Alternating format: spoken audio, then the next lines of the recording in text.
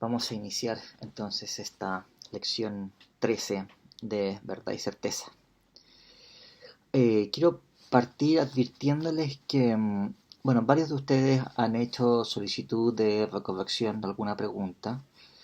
Yo estaba esperando para recibirlas todas, pero creo que voy a demorarme un poco más de lo habitual en esa revisión, porque se me ha juntado con una tanda de ensayos que revisar, que requieren en general bastante atención, hay que dedicarles bastante tiempo. Entonces, voy a poder mirar esas revisiones de pruebas solamente después de que haya visto los ensayos. Así que yo, pero Dios mediante, que eso pueda hacer a fines de la próxima semana. Pero en todo caso, quería advertirles que no va a ser tan rápido como yo hubiese querido. Voy a compartirles pantalla para que continuemos con los temas que habíamos iniciado en las lecciones anteriores. ¿Okay? Recordarán ustedes que lo que estábamos conversando en la última lección tenía que ver con el relativismo como una familia de concepciones antirrealistas de la verdad. Una familia de concepciones antirrealistas que tienen como característica central el que la verdad de una proposición y correlativamente su falsedad está constituida por las opiniones o las creencias que tenga algún sujeto, ya sea que se trate de un sujeto particular o ya se trate de un cierto sujeto social, como una cultura o la mayoría de los pares culturales o alguna cualificación de ese estilo. Pero en cualquier caso, eso es lo característico de una concepción relativista, es que lo que se tiene por como siendo el caso, bueno, es el caso. O sea, nuestras opiniones prevalentes acerca de cómo son las cosas son lo que determina cómo son las cosas. No es que nuestras opiniones prevalentes, uno puede suponer, son opiniones que ya que son prevalentes y somos sujetos razonables y relativamente bien informados, es probablemente una opinión correcta sobre cómo son las cosas, sino que tiene un valor constitutivo acerca de qué son las cosas del mundo. Lo que hay en el mundo está determinado por ese conjunto de opiniones o en fin, las creencias que tenga un sujeto. Ahora, claro, es una forma de antirrealismo, pero es una forma de antirrealismo que, si ustedes quieren, está en el límite. Es el caso en donde no se está exigiendo de los estados epistémicos en que consiste la verdad prácticamente nada. Entonces, si uno reduce las exigencias epistemológicas de el tipo de estado que determinan la verdad y correlativamente la falsedad al mínimo, entonces tenemos el caso del relativismo. Y por lo mismo, no tiene que extrañarnos que es una posición filosófica que tiene correlativamente una serie de problemas. En primer lugar, es autorrefutante. En segundo lugar, trae consigo consecuencias ontológicas bien radicales y bien extrañas. En fin, yo les contaba este caso de pensamos que la Tierra se encuentra en el centro del universo y después cambiamos de opinión y bueno, si la verdad consiste en la opinión que tenemos, entonces una situación de ese estilo es una situación donde el cambio de las creencias que tienen las personas a lo largo del tiempo produce una modificación cósmica. Cambia la estructura del sistema solar. ¿Bien? Ok, entonces tenía toda esa dificultad y tiene más, digamos, porque cuando vayamos viendo otras formas de antirrealismo, yo les voy a ir presentando otras dificultades que se suman a las anteriores. O sea, lo siguiente, hay dificultades que son específicas del relativismo y hay otras que son más generales, que afectan a cualquier forma de antirrealismo, incluso sofisticado, como vamos a ver en su momento. Y esas también se aplican al relativismo. Lo que pasa es que el relativismo tiene más problemas que las otras. ¿Bien? Ok, entonces la idea es que hoy día nosotros pasemos a ver una segunda gran familia de teorías antirrealistas. Esta segunda gran familia de teorías antirrealistas podemos denominarla de una manera general como posiciones verificacionistas. ¿Por qué? Porque la idea es que la verdad se identifica con verificación. Verificación es llegar a saber que algo es el caso, llegar a tener evidencia de que algo es el caso. Bueno, entonces, lo peculiar de estas posiciones, por eso que las llamamos verificacionistas, es que se identifica la verdad con verificación. ¿Sí? Y podemos formular esta posición, aquí ustedes pueden verlo con estos dos bicondicionales, uno para lo verdadero y otro para lo falso. La idea es la siguiente: una proposición es verdadera porque hay algún sujeto que posee evidencia que es suficiente, objetivamente suficiente. No es que él crea que sea suficiente, no crea que es suficiente, no tiene nada que ver con lo que él cree o no crea, ¿no? Es objetivamente una evidencia suficiente para que esa proposición sea racionalmente aceptable. Al revés, si se trata de la falsedad de una proposición, una proposición es falsa porque hay al menos un sujeto que posee evidencia que hace racionalmente aceptable no P. ¿Bien? Entonces, pensemos en este tema. La idea sería que aquello en que consiste la verdad y correlativamente la falsedad es que lleguemos a poseer información, evidencia, una justificación tal que nosotros seamos racionales al aceptar esa proposición como enunciando lo que es el caso. Insisto en este punto, esa evidencia o esa información que hace que nosotros estemos racionalmente justificados en aceptar esa proposición. Y esto es algo objetivo. O sea, el hecho de tengamos o no justificación para algo no tiene que ver con lo que yo crea que es una justificación, tiene que ver con aquello que es objetivamente una justificación.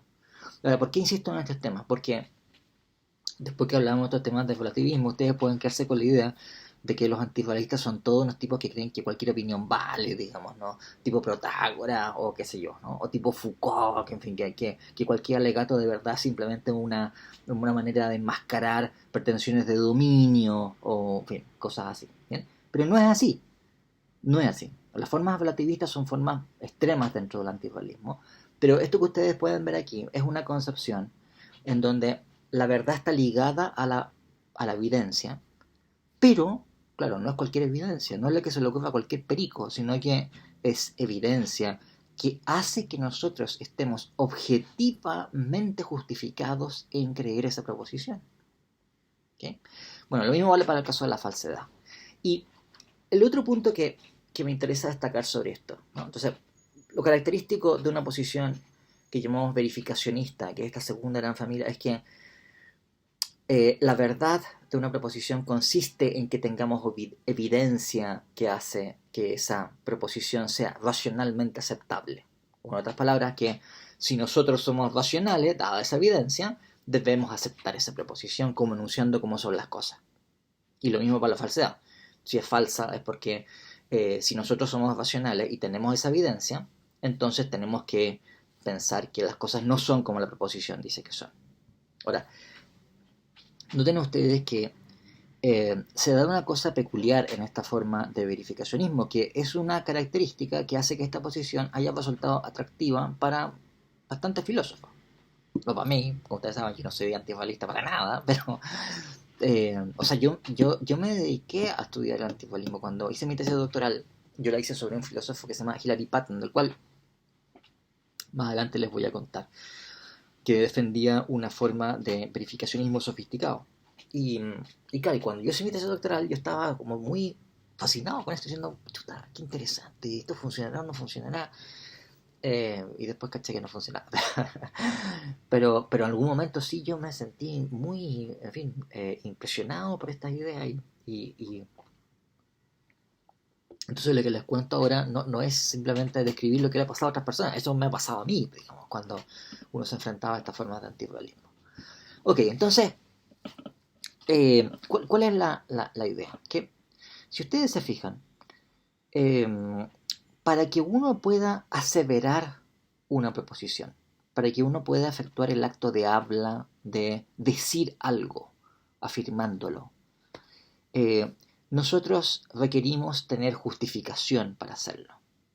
Esto es algo de lo cual hemos tratado varias veces, pero si ustedes consideran nuestras prácticas comunicativas, o sea, las cosas que nosotros hacemos como miembros de una sociedad cuando intercambiamos información con otros miembros de la sociedad, nos regimos por ciertas normas que, bueno, son tácitas porque no es necesario que nadie las ponga, digamos, no es necesario tampoco que el Estado establezca una especie de código sobre la conducta lingüística.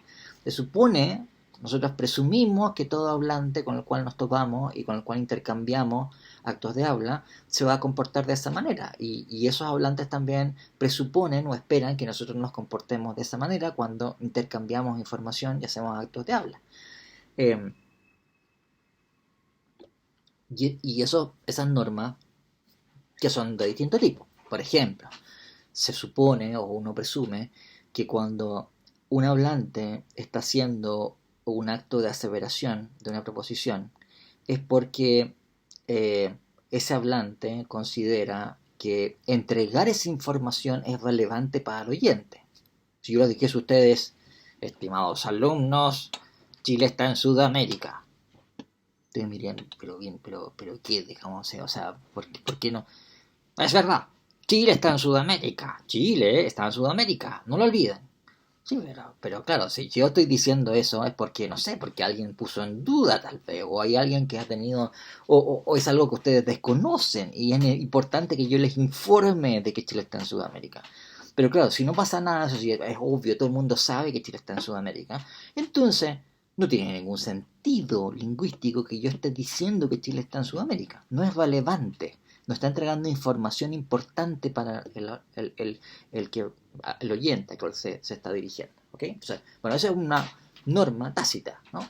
Como un tipo que anduviera por la calle y para la gente y le dice, señor, Chile está en Sudamérica. Uno pensaría que está loco ese gallo, ¿de acuerdo? Aunque dice algo que es verdad, para lo cual tiene evidencia, pero no, es completamente irrelevante, digamos. Y uno pensaría sinceramente que un tipo así, sí que tiene en la cabeza este gallo que cree que es relevante decirnos que Chile está en Sudamérica. Está loco. ¿Okay? Bueno, otra norma tácita, porque no es una cosa que se supone que tienen que cumplir los hablantes, es una exigencia de sinceridad, naturalmente. ¿De acuerdo? Que si yo digo que P, lo que se espera es que yo crea que P, ¿no? Si yo creo que no P y digo que P, eso es una mentira, ¿bien? Y es por supuesto una violación muy notoria de esas normas tácitas de nuestra comunicación. Esto es que los hablantes cuando dicen algo, cuando entregan cierta información, son sinceros en la información que están entregando. Bueno, y otra norma que también utilizan tácitamente los hablantes cuando se comunican entre sí es un requerimiento epistémico. Esto es, la idea es, cuando uno afirma que P, cuando uno asevera que P, la proposición que P, es porque uno sabe que P, a uno le consta o tiene conocimiento, tiene suficiente justificación de que P. Si uno se encontrase en un estado epistémico en donde la información que uno posee no es suficiente para creer que P, ¿de acuerdo? Lo que uno hace normalmente es que uno cualifica su afirmación. Yo no digo, mira, P, ¿de acuerdo? O sea, afirmo directamente, sino que lo que uno va a hacer normalmente, y eso es lo que se espera también en las prácticas comunicativas, es que uno va a decir, por decirlo así, P, pero cualificadamente, diciendo, mira, creo que P, me parece que P, o pareciese que es más probable que P a que no P. Con alguna cualificación de ese estilo, entonces uno está precaviendo al oyente que lo que uno le está transmitiendo es algo que a uno no le consta, es algo en lo cual el oyente no puede descansar como respecto de un hecho. ¿Bien? En cambio, si yo le digo P directamente, bueno, es que me estoy haciendo responsable de que usted, oyente, puede confiar en que P es un hecho. No hago ninguna cualificación. Me consta que P es el caso. Y por eso le digo simplemente, mira, P es el caso, o P. ¿Sí? O sea, bueno, ¿cómo resultó el partido de ayer de creo que jugó Colo Colo, ¿no? y perdió. Pero en fin, no sé si es así o no. No he estado siguiendo el fútbol últimamente. Pero supongamos que perdió Colo-Colo. Entonces, si me preguntan cómo terminó el partido, digo, Colo-Colo perdió. Bueno, es porque me consta que Colo-Colo perdió. ¿De acuerdo? Si a mí yo no supiera la cuestión, estoy inventando, eso es una falta a las prácticas comunicativas, ¿no? Ok, entonces, ¿qué es lo que tiene de importante esto? Que si ustedes se dan cuenta, esa justificación que hace que nosotros estemos legitimados para hacer actos de habla de aseveración. Bueno, es una de las reglas, ¿de acuerdo? No son todas las normas, pero una de las normas tiene este carácter epistémico. Ese tipo de evidencia es la misma evidencia que hace que la proposición sea verdadera. ¿Cuenta? O sea, en otras palabras, la verdad y comparativamente la falsedad de las proposiciones no trasciende los criterios epistémicos que nosotros utilizamos en nuestras prácticas comunicativas. Son esos mismos criterios epistémicos por los cuales estamos justificados nosotros a hacer aseveraciones, los que hacen que las proposiciones sean verdaderas o sean falsas cuando son verdaderas o falsas. ¿Bien? Entonces, esto es un rasgo que ha resultado atractivo para muchos filósofos, porque entonces hace que la verdad sea una característica que no trasciende los criterios de nuestros usos lingüísticos. No es una cosa que está fuera de esos usos lingüísticos, sino que es el mismo tipo de evidencia que nosotros ya tenemos que hacer valer y hacer jugar en nuestros actos de aseveración, aquella que hace que una proposición sea verdadera o que, correlativamente, hace que una proposición sea falsa. Noten ustedes también aquí, si ustedes se fijan en estos dos principios, que no vale el tercio excluso. ¿De acuerdo? O sea, esto que hemos dicho de manera general para todas las posiciones antirrealistas, ustedes lo pueden chequear aquí también. O sea que no puede uno suponer que para una proposición cualquiera P o no P, porque eso significaría decir que la proposición es verdadera o falsa, lo cual implicaría que por una proposición P cualquiera, o bien tenemos evidencia que hace racionalmente aceptable que P, o bien tenemos evidencia que hace racionalmente aceptable que no P, lo cual es completamente exorbitante. ¿Bien? Hay muchas proposiciones para las cuales no tenemos evidencia simplemente, ni para saber que las cosas son como la proposición dice que son, ni para saber que las cosas no son como la proposición dice que son. Bien, Magdalena Curaqueo pregunta, no entendí eso último de que no trasciende los criterios comunicativos. Bueno, ¿cuáles son los criterios comunicativos? Los criterios que nosotros utilizamos para hacer actos de aseveración es que yo tengo que tener evidencia suficiente para hacerme responsable de lo que estoy transmitiendo. Yo les digo, es de día, bueno, es porque me consta que es de día, eso es lo que suponemos. Entonces, la idea sería, ¿cuál, Magdalena? Que ese mismo tipo de evidencia o información que hace que yo esté racionalmente legitimado en decir es de día, es lo que hace que la proposición es de día sea verdadera.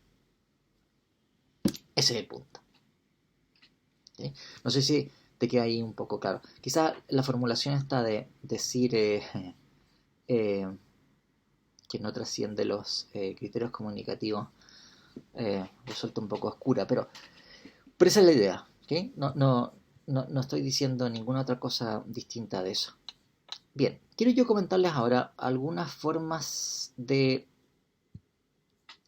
verificacionismo, porque nos vamos a concentrar en una específicamente que bien, voy a dedicarle más tiempo, debido a que es una de las formas clásicas de teorías de la verdad, que ustedes vieron descrita en el capítulo 7 del libro de Susan Haack, Filosofía de las Lógicas, pero si ustedes ven cualquier manual o cualquier texto, ustedes van a encontrar que se describe junto con la teoría de la correspondencia como un ejemplo muy característico de teoría de la verdad no realista. Bueno, en parte lo que yo he querido transmitirle aquí es que no es la única forma de teoría antirrealista de la verdad, pero es un ejemplo muy característico y por eso entonces vamos a dedicarle tiempo.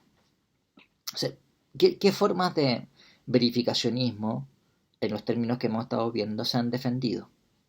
Bueno, una manera de teoría verificacionista es la que fue defendida por los pragmatistas americanos. Yo ya les he advertido varias veces que también esta es una teoría de la verdad que suele presentarse como una teoría de la verdad en las explicaciones típicas, junto con la teoría de la coherencia, pero no es una teoría de la verdad. O sea, hay señores que se dicen pragmatistas, como Rorty, y son relativistas.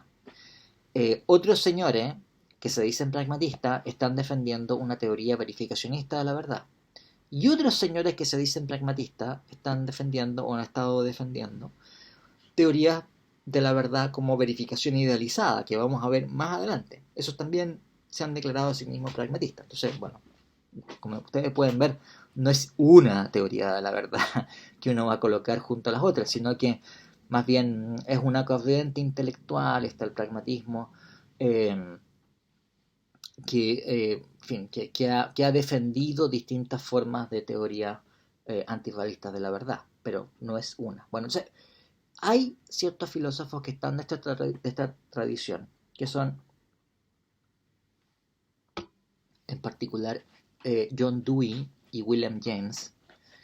Estos dos filósofos son norteamericanos. El pragmatismo es una corriente intelectual específicamente norteamericana. Dewey es del comienzo del siglo XX, James es de fines del XIX y comienzos del XX. No me extrañaría que ustedes hubiesen escuchado hablar de estos autores por otros motivos, ¿no? Dewey, por ejemplo, es famoso porque tiene unos escritos sobre, no sé, la educación y la democracia, y una especie de ensayista. Y James tiene una serie de contribuciones sobre psicología, en fin, y tiene unas obras que fueron importantes para el desarrollo de la disciplina a comienzos del siglo XX, etc. Pero una cosa que sostienen ellos es que la verdad debe ser concebida, esta formulación en particular es de John Dewey, como warranted assertability, lo cual podemos traducir como aseverabilidad garantizada.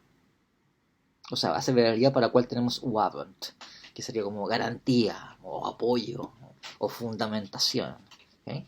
Y aseverabilidad es el carácter en virtud del cual nosotros estamos legitimados para aseverar una proposición, que era lo que estábamos mencionando. Entonces, la aseverabilidad garantizada es aquel carácter en virtud del cual nosotros estamos racionalmente legitimados para aseverar una proposición. En fin, que es exactamente lo que hemos estado indicando hace un momento atrás. Pero claro, no es la única forma de verificacionismo que se ha presentado. Eh, Otra alternativa, esta muy célebre, es la posición que fue defendida por los neopositivistas lógicos. Cuando entremos en temas de filosofía de la ciencia, más específicamente, vamos a hablar un buen poco de estos señores eh, que florecen más o menos en fines de los 20, los 30 y 40. Es una escuela, estos filósofos que se desarrollan especialmente en Viena, pero también en algunas otras universidades, especialmente alemanas. Hay otra gente que se une a esta escuela o este movimiento neopositivista en Inglaterra.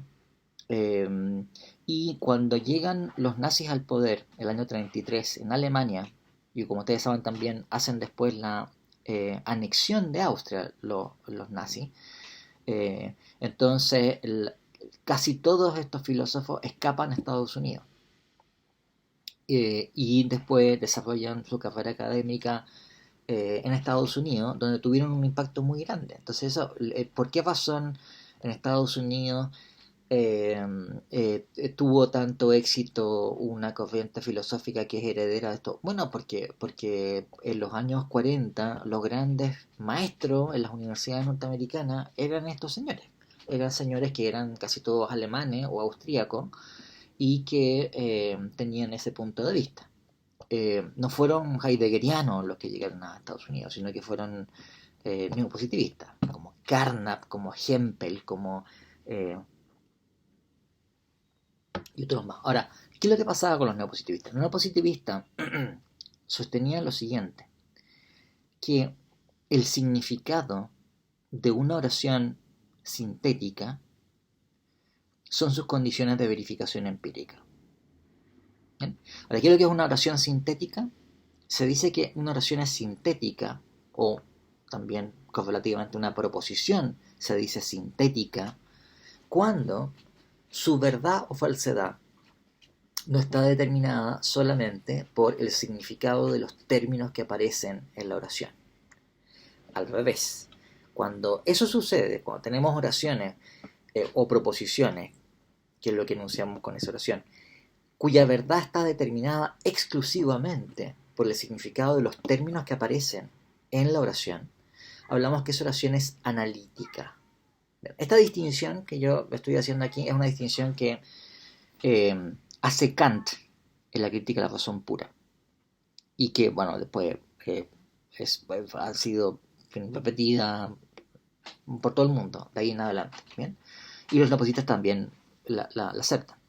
O sea, una oración sintética es una oración que Javiera Parra pregunta si lo pueden repetir. Sí, por supuesto, Javiera. O sea, ¿qué ejemplo hay de una proposición analítica? ¿Ya? Por ejemplo, decir, los solteros son no casados. ¿Sí? O sea, cualquiera que sepa qué significa soltero o casado y la negación sabe que los solteros son no casados.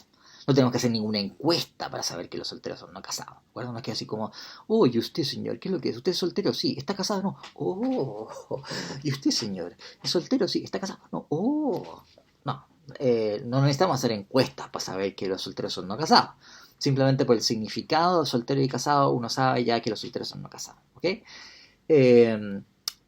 Y qué sé yo, hay muchas otras proposiciones que son verdaderas solamente en virtud del significado de los términos que aparecen ahí y su estructura por la cual está construido. Si yo les digo, por ejemplo, no es el caso que es de día y no es de día, eso es verdadero sin importar qué es lo que esté pasando. Puede ser de noche, puede ser de día, pero claramente no puede ser que sea de día y no sea de día. Entonces, no es el caso que es de día y no es de día. Y para saber eso, no tenemos que saber nada sobre qué hora es, digamos, si salió el sol o no salió el sol, o una cosa por el estilo.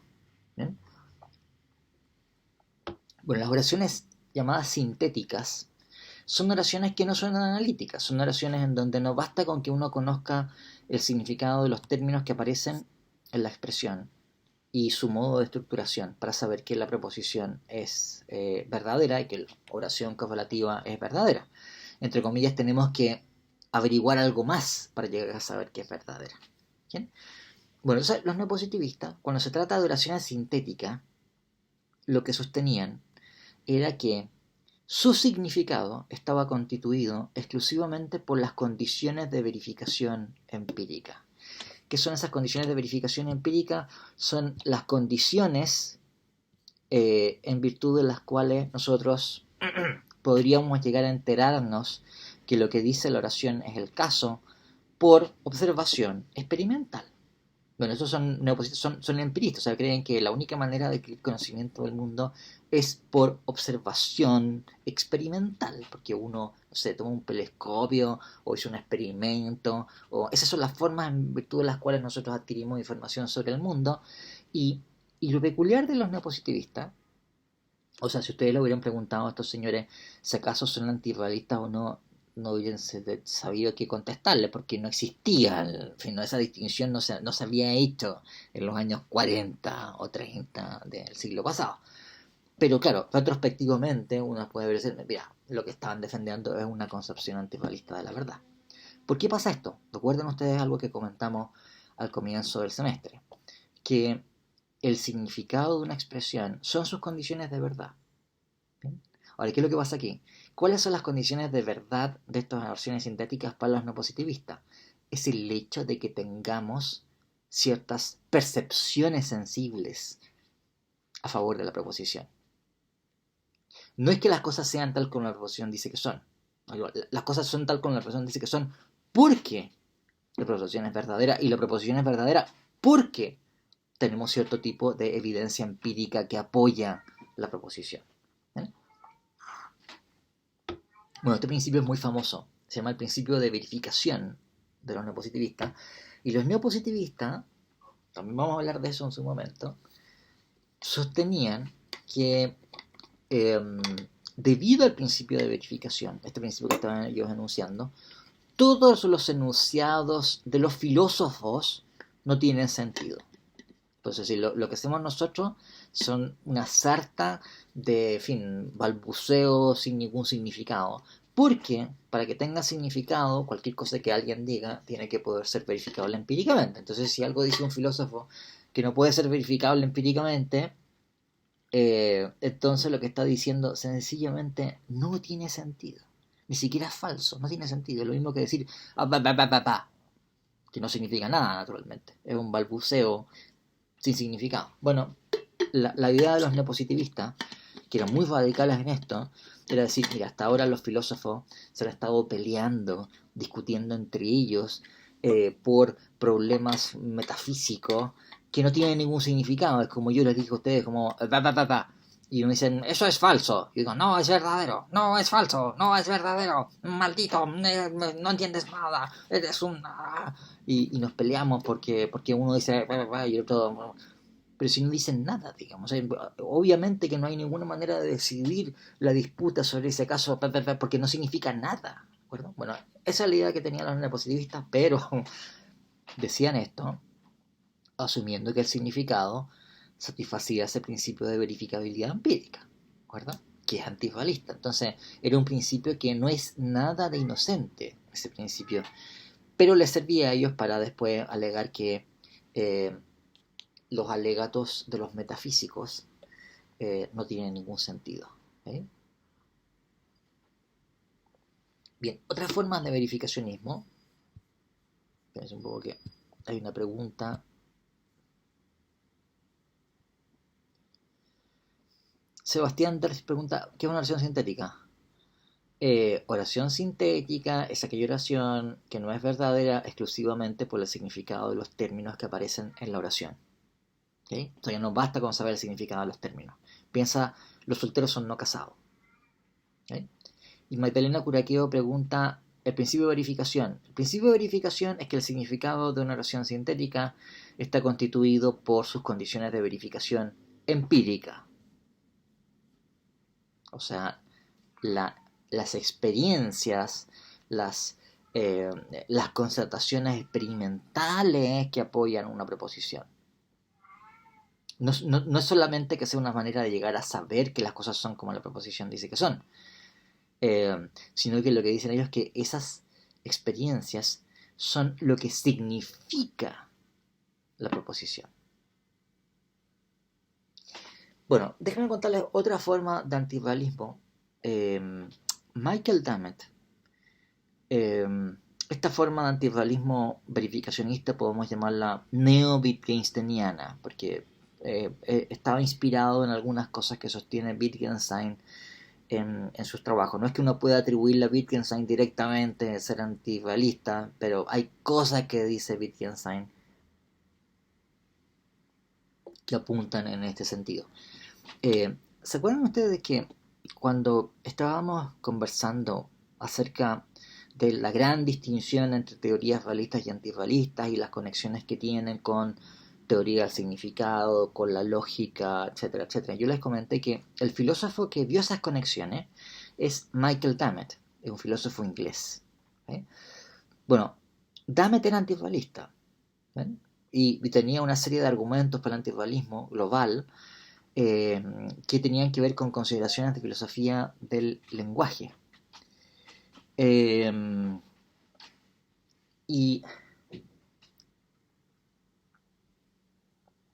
entonces Dammett eh, eh, pretendía que su posición verificacionista tenía su origen no en los neopositivistas, porque él no era un neopositivista, ¿de acuerdo? No estaba pensando que la única forma de conocimiento legítimo es el conocimiento que proviene por la ciencia, pero sí en algunas cosas que había sostenido Wittgenstein. Que yo a todo esto no tengo claro si a ustedes esto les suena o no. Es probable que sí les suene hablar de Wittgenstein, porque es un filósofo muy importante en el siglo XX, que fue muy influyente.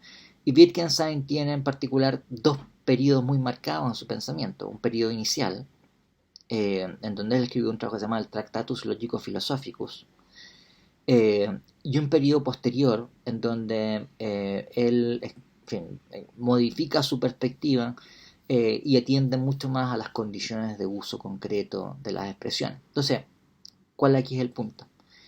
Que si uno piensa que el significado está constituido por condiciones de uso de una oración, o sea, las condiciones en donde uno correctamente va a usar, esto es, aseverar o decir una oración, bueno, como las normas de uso, según lo que yo les estaba indicando hace un momento atrás, tienen un componente epistémico, esas condiciones de uso traen consigo que existan criterios epistemológicos para el significado de las proposiciones. O en otras palabras, si uno piensa que el significado está constituido por condiciones de uso de la expresión, piensa, ¿qué significa usar una oración? Bueno, significa decir la oración para comunicar algo, ¿no es cierto? Y las condiciones en virtud de las cuales uno usa correctamente una oración son las condiciones por las cuales uno puede aseverarla correctamente. ¿Y cuáles son esas condiciones? Bueno, es adecuarse a normas como la que yo le estaba explicando hace un momento atrás. Normas de tipo epistémico, como que si uno va a decir que P es porque uno tiene evidencia suficiente para hacerse responsable frente a los oyentes de que P es el caso, entre otras.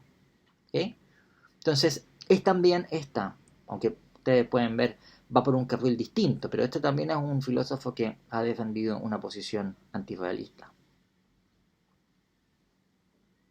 Bien, ahora, en ninguna esta alternativa ustedes ven como una cosa muy distinta de lo que hemos visto aquí, ¿de acuerdo? O sea en fin, que cualquier forma de verificacionismo es una forma en donde la verdad está constituida por la evidencia que se posee para la proposición y para que uno pueda aseverarla correctamente.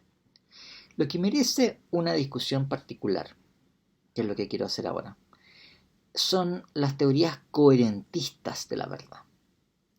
Teorías que tradicionalmente se las presenta como una forma paradigmática de concepción no realista o antirrealista de la verdad.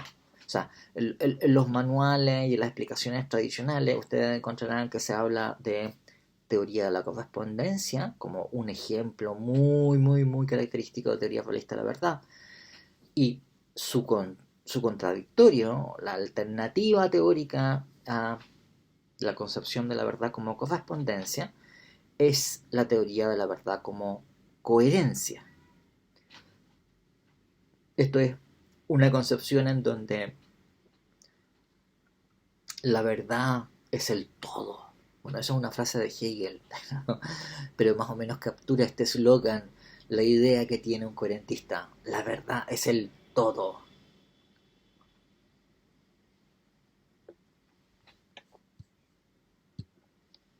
¿Y qué es lo que sucede aquí?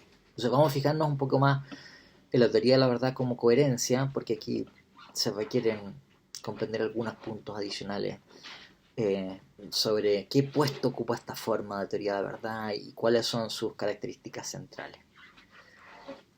Es propio de cualquier forma de teoría antirrealista del tipo que estamos viendo, o sea, verificacionista, que lo que hace, lo que determina que una proposición sea verdadera es que tengamos una justificación suficiente para creer esa proposición.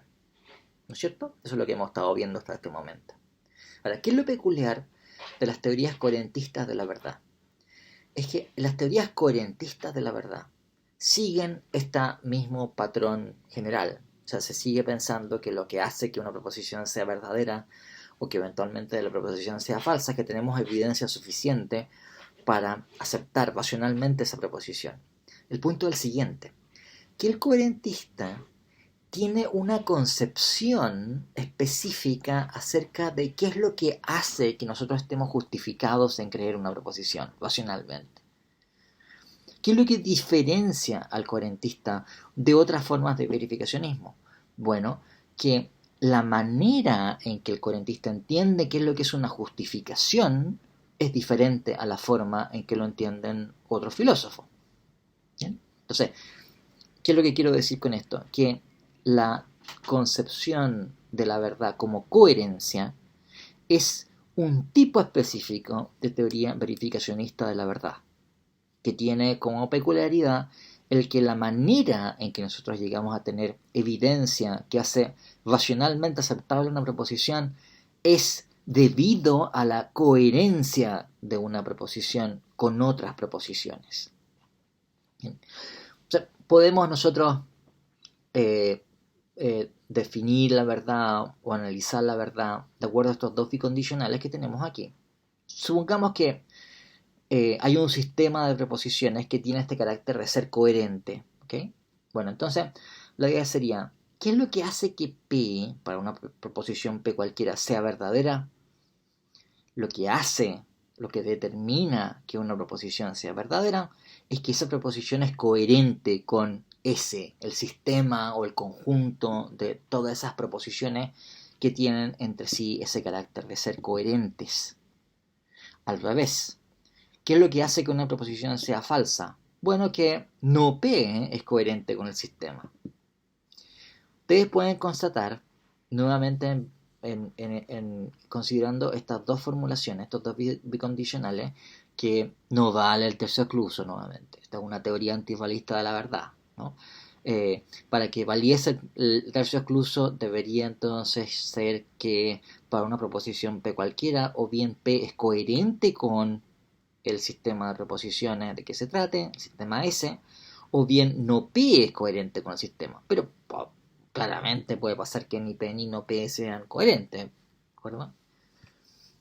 Ok, entonces lo característico de una concepción coherentista de la verdad es que se sigue pensando que la verdad consiste en el hecho de que tengamos evidencia suficiente para aceptar racionalmente la proposición. El punto es que la manera en que nosotros podemos llegar a tener esa evidencia que hace racionalmente aceptable la proposición consiste en que esa proposición llega a ser coherente o es coherente con otras. ¿Sí? Bueno, seguro que aquí hay ustedes esto les va a parecer un poco intrigante sobre esta concepción que fue muy defendida por filósofos en el siglo XIX y comienzos del XX. En particular, toda una corriente de filósofos de inspiración hegeliana son filósofos que han sostenido concepciones de este estilo, pensando en la verdad como un tipo de coherencia. Hegel se lo cita siempre, en fin, aunque yo siempre trato de ser muy prudente con las cosas que uno le atribuye a alguien como Hegel, porque el problema exegético de interpretación que tienen son bastante grandes, pero se lo suele citar como un autor muy característico de esa perspectiva. Ok, entonces la pregunta que uno se puede hacer aquí es, ¿qué es la coherencia? ¿Verdad? ¿Por qué razón un conjunto de proposiciones van a estar justificados por sus conexiones mutuas en vez de tener justificación de otro tipo distinto? ¿No? Bueno, eh, cuando uno enfoca este problema, esta cuestión, hay como dos grandes imágenes que uno puede hacerse sobre la naturaleza de la justificación. La concepción más tradicional acerca de cómo es que nosotros adquirimos justificación para algo, y además es el tipo de concepción de la justificación que ustedes verían en las formas de verificacionismo que estábamos considerando antes, ¿no? En los pragmatistas, en los neopositivistas, en Dummett, etc. Es una concepción en donde, por decirlo de alguna manera, la imagen que uno se va a hacer de el conocimiento, aquello para lo cual tenemos justificación, es como la de un edificio, en donde tenemos cosas que se encuentran en la base y otras cosas que dependen de esas piedras que colocamos en la base. Las bases son formas de justificación por la cual nos queda patente que algo es el caso, como por ejemplo la percepción sensible, O podría ser también, si uno está haciendo una demostración matemática, por ejemplo, el que a uno le resulte obvio que hay un paso deductivo entre dos enunciados matemáticos. ¿Bien? Pero bien, son formas de justificación de algo que no tienen un carácter inferencial. No derivamos la justificación de una de esas proposiciones a partir de otra proposición. ¿Bien? Entonces, la idea en esas concepciones, que son, como les digo, las tradicionales, y se las llama fundacionalistas, es que hay ciertos fundamentos para el conocimiento y la justificación. Fundamentos que son los que le prestan, los que entregan la base para todo lo demás que se va a construir a partir de ello. ¿Bien? Entonces, la imagen que se suele colocar es la del edificio o la de la pirámide. Entonces tenemos un montón de piedras en la base y después comenzamos a colocar cosas encima que dependen de lo que está en la base. Y eso ve, lo que está en la base no depende de lo que está arriba.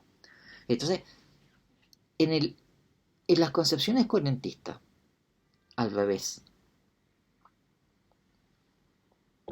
la justificación no es entendida como un carácter que han de tener proposiciones en la base y que transmiten después a lo que está construido sobre ello y que depende de esta base, sino que la justificación es un carácter de el todo, por decirlo así. La justificación es una red en donde todo está conectado con todo, con casi todo, y en donde el que una proposición esté justificada no es una característica que tiene la proposición individualmente y que luego va a transmitir a otras proposiciones, sino que la justificación es una característica que llega a heredar una proposición por pertenecer a un sistema que tiene cierta característica global. El sistema como un todo tiene un cierto carácter que típicamente los coherentistas han denominado coherencia, ¿sí? Y la proposición aislada resulta justificada por pertenecer a un conjunto, a un sistema que tiene ese carácter de coherencia. O sea, para verlo de una manera global, ¿no? En las concepciones fundacionalistas tenemos ciertas maneras de llegar a enterarnos de las cosas de una manera no inferencial. ¿Qué quiero decir con no inferencial? Bueno, es que no infiero, no hago un razonamiento en donde a partir de ciertas cosas previamente dadas yo voy a sacar una conclusión. ¿No? Simplemente hay un cierto estado en el que llego a estar por el cual me consta directamente que las cosas son así. Como por ejemplo, qué sé yo veo que el reloj está sobre la mesa, ¿de acuerdo? No tengo que hacer ningún tipo de razonamiento para estar justificado en creer que el reloj está sobre la mesa. Simplemente veo el reloj sobre la mesa. Por supuesto, el que a mí me conste que el reloj está sobre la mesa porque veo que el reloj está sobre la mesa, eso después puede ser una premisa que me permite obtener una justificación inferencial a partir de esa primera evidencia. Si a mí me consta que hay un reloj sobre la mesa, entonces yo puedo inferir de eso que hay un objeto físico sobre la mesa, porque los relojes son objetos físicos. ¿De acuerdo? O sea, la evidencia de que hay un reloj sobre la mesa me permite a mí inferir algo. ¿Okay? Entonces, la justificación que tengo yo para saber que hay un reloj sobre la mesa se hereda a las proposiciones que yo puedo inferir a partir de ella. Bueno, esa imagen, como ustedes pueden ver, es una imagen donde todo depende de qué tan fuerte sea la evidencia que tenemos para las proposiciones en la base. Si la evidencia que tenemos es poca, lo que vamos a construir sobre ello también va a ser relativamente feble. Si la evidencia que tenemos para esas proposiciones de base es fuerte, lo que podamos construir a partir de ello también va a ser fuerte.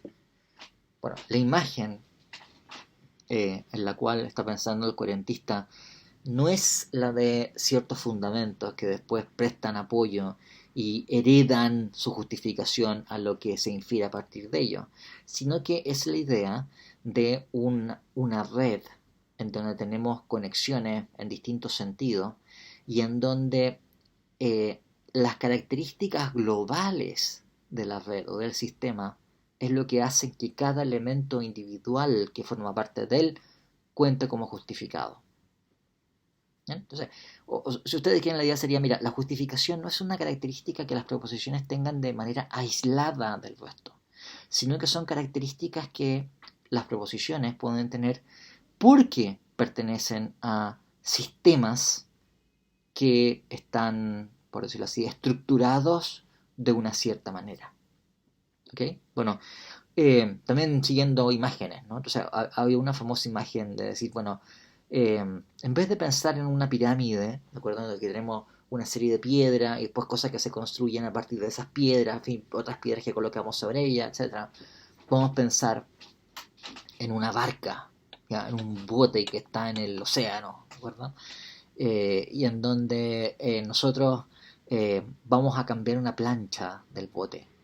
Y claro, si es un bote que tiene muchas planchas, presentamos un barco grande que tiene muchas planchas de madera, yo puedo sacar una plancha de madera y como las restantes planchas están en su lugar, en fin, el barco no se va a hundir porque se apoya en las otras planchas y yo voy a sustituir esa plancha por otra. O sea, si se daña un pedazo del bote, yo saco ese pedazo y coloco otro de la misma forma que ocupe el mismo rol. Y puedo hacer después lo mismo con otra plancha. Entonces, en primer momento yo me apoyo en las planchas que están bien en el barco para cambiar la que está defectuosa y después que esta está cambiada y está funcionando bien, es una plancha que está en buenas condiciones, yo puedo apoyarme en ella para cambiar otra, ¿verdad? Bueno, esa sería la imagen del coherentista, el que la red, el sistema es lo que resulta importante y el valor que tienen las piezas particulares del sistema se hereda del carácter del sistema. ¿Bien? Por eso, para los coherentistas, esto es lo que hace que una proposición sea verdadera. El que pertenece a un sistema de proposiciones que tiene un carácter global específico. Ahora, hay una forma que, bueno, que está anunciada desde Aristóteles, en que no debe ser entendida la justificación desde la perspectiva coherentista. Eh, la, la, la justificación que está proponiendo un coherentista no es una justificación circular, ¿de acuerdo? O sea, yo les he puesto aquí un ejemplo. Piensen ustedes que esta flechita doble implica, se justifica por, ¿de acuerdo? Entonces, supongamos que A1 se justifica por A2. A1 es una proposición o puede ser un conjunto de proposiciones. A2 se justifica por A3. Y A3 se justifica por A1. Bueno, esto es circular, naturalmente, porque entonces A1 se justifica por A1, ¿no? Y si es así, podemos justificar cualquier cosa, digamos, ¿no? Yo voy a justificar que los orcos son peligrosos. ¿Por qué? Porque los orcos son peligrosos. Bueno, en fin, si fuese así, deberíamos entonces estar preocupados del peligro de los orcos. Porque justificamos cualquier cosa circularmente. Eh, lo que está proponiendo el coherentista no es una justificación circular. No está diciendo que una proposición se justifica por otra, que a su vez se justifica por otra, y después esto vuelve a la proposición inicial. Ese sería el enfoque propio de un fundacionalista, en donde la justificación es un carácter que tiene cada proposición y que lo hereda a otras proposiciones que forman un sistema.